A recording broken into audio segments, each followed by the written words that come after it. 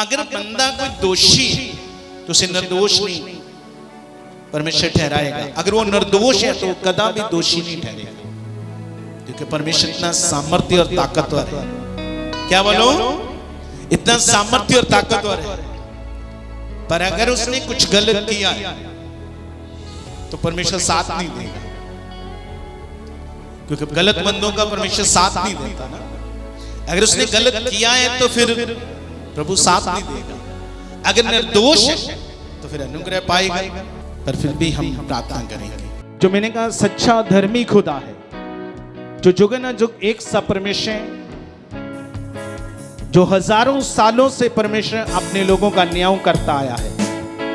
आज हमारा एक भाई किसी चक्रव्यूह में, क्योंकि दुष्टी फंसाता है ना, क्योंकि वचन में लिखा अगर परमेश्वर हमारी और है तो फिर विरोधी कोई नहीं है। क्या नहीं है? पर वो हमारा भाई फंस गया है। हो सकता है कि जो कुछ भी पहले हुआ या अब हुआ है, बोलो क्या है?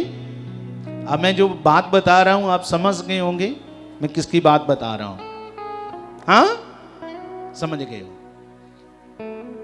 जब कुछ कोई किसी से कुछ गलत होता है, क्योंकि वचन में लिखा जो दोषी है वो निर्दोष नहीं ठहरेगा, और जो निर्दोष है परमेश्वर से कभी भी दोषी नहीं ठहरने देगा। क्या नहीं देगा? जो दोषी है वो निर्दोष नहीं ठहरेगा, और जो निर्दोष है उसे कभी भी परमेश्वर दोषी नहीं ठहरने देगा, कुछ भी हो। हम देखते हैं बाइबल में कैसे परमेश्वर ने अपने लोगों को कैसे बंदी गृह से, जेलों को कैसे बंदी गृह के जेलों के दरवाजे टूट गए, कैसे स्वर्गदूतों ने छुड़ाकर लेकर आया। कि आज वो परमेश्वर नहीं है कि बदल गया है। पर अगर बंदा कोई दोषी है तो उसे निर्दोष नहीं परमेश्वर ठहराएगा। अगर वो निर्दोष है तो वो कदा भी दोषी नहीं ठहरेगा, क्योंकि परमेश्वर इतना सामर्थ्य और ताकतवर है। क्या बोलो? इतना सामर्थ्य और ताकतवर है। पर अगर उसने कुछ गलत किया है तो परमेश्वर साथ नहीं देगा, क्योंकि गलत बंदों का परमेश्वर साथ नहीं देता ना। अगर उसने गलत किया है तो फिर प्रभु साथ नहीं देगा। अगर निर्दोष है तो फिर अनुग्रह पाएगा। अगर सच में कुछ गलत किया है, कुछ पाप किया है, तो फिर परमेश्वर निर्दोष उसे दोषी को निर्दोष नहीं ठहराता। समझ आ रही है? फिर जब ऐसा कोई काम होता है तो जितने बाकी जातियों के लोग हैं वो सब सेवकों को एक समान देखना शुरू कर देते हैं। क्या देखना शुरू कर देते हैं? वो सब सेवकों को एक समान देखना शुरू कर देंगे। समझ आ रही है?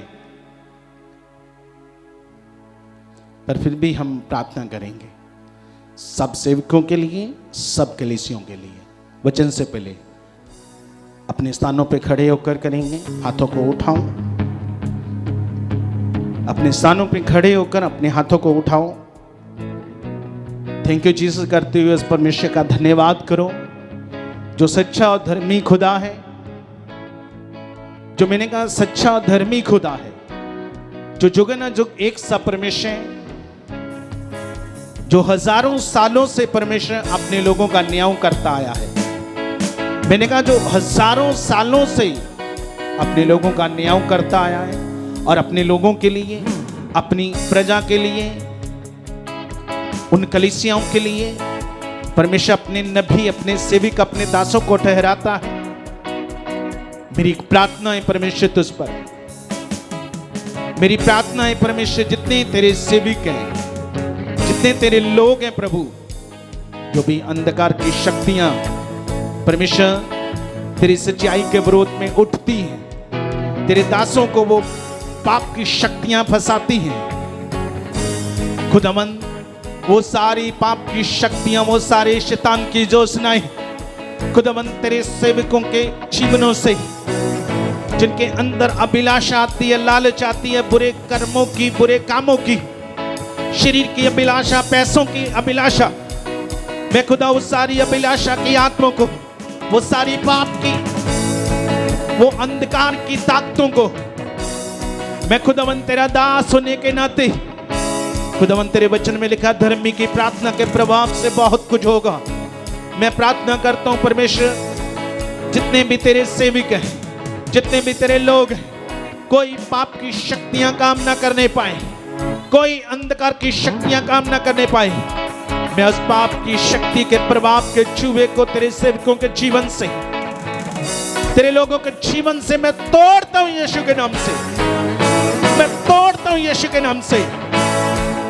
खुदावन तेरा फेवर उन पर आए, तेरा अनुग्रह ठहरे, तेरा आत्मा उनकी अगुवाई करे। खुदावन तेरा आत्मा उनकी अगुवाई करे। खुदावन तू भले को दोषी नहीं ठहराता।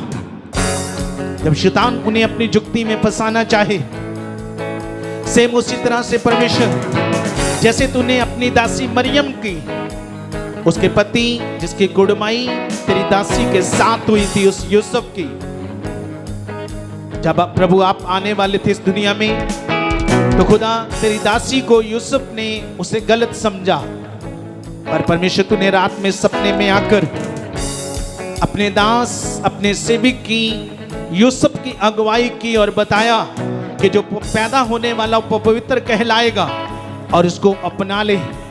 उसी तरह से परमेश्वर जब तेरे लोग, तेरे सेवक किसी गलत दिशा में जाएं, तो खुदावंद मैं तेरा दास होने के नाते मांगता हूं कि तेरा आत्मा उनकी अगुवाई करे। इसी तरह से तेरा स्वर्ग की दूत परमेश्वर उनके सपनों में आए, खुदावंद उन्हें उस गलत रस्तों से, गलत चीजों से, बुराई से रोके खुदावंद, ताकि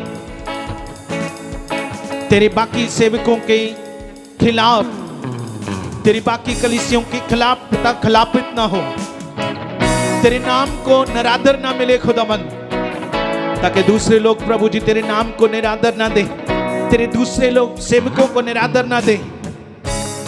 इसलिए प्रभु मैं आज मांगता हूं, मैं मांगता हूं प्रभु तेरे अनुग्रह की आशीष को, तेरे अनुग्रह के फेवर को मांगता हूं परमेश्वर। आज से तेरा आत्मा उनकी जिंदगियों में काम करे, तेरा आत्मा उनके विजन में काम करे, तेरे दूत उनके सपनों में आकर बात करें, ताकि खुदा कोई पाप की शक्तियां खुदाबंद तेरी महिमा से, तेरी महिमा को बढ़ने से रुकावट ना देने पाए। और मैं शास करता हूं खुदाबंद आज से और, खुदाबंद आज से और तेरे सेवकों पर, कलीसियों पर तेरा अनुग्रह बढ़े, और तेरे सेवकों पर, कलीसियों पर अनुग्रह बढ़े, और अनुग्रह बढ़े खुदा। और से तेरा आत्मा अगुवाई करे, तेरा आत्मा अगुवाई करे। मैं शास करता हूं परमेश्वर, मैं शास करता हूं तू ऐसा कर चुका है, ताकि प्रभु तेरी भेड़ें तेरे लोग ठोकर का कारण ना बने, तेरी भेड़ें तेरे लोग ठोकर का कारण ना बने खुदावंद। और मैं तेरे अनुग्रह के फेवर को मांगता हूं आज, और मैं शास करता हूं जो मैंने प्रार्थना की है, निश्चय पिता ये तेरे सेवकों के ऊपर, तेरी कलीसियाओं के ऊपर तेरे अनुग्रह की आशीष ठहर चुकी है। आमीन, आमीन, आमीन।